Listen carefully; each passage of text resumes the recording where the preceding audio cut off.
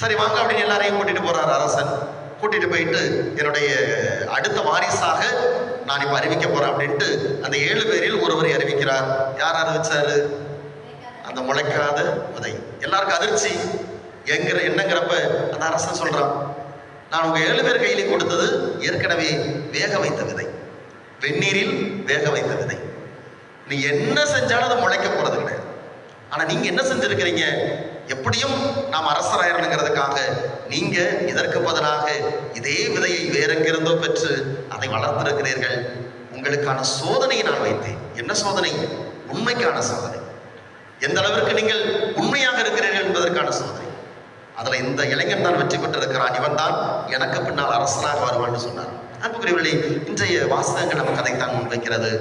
நம் வாழ்க்கையிலே சோதனை கண்டிப்பா வரும், எல்லாருக்குமே சோதனை வரும். ஆனால் சோதனைங்கிறது பாவம் கிடையாது.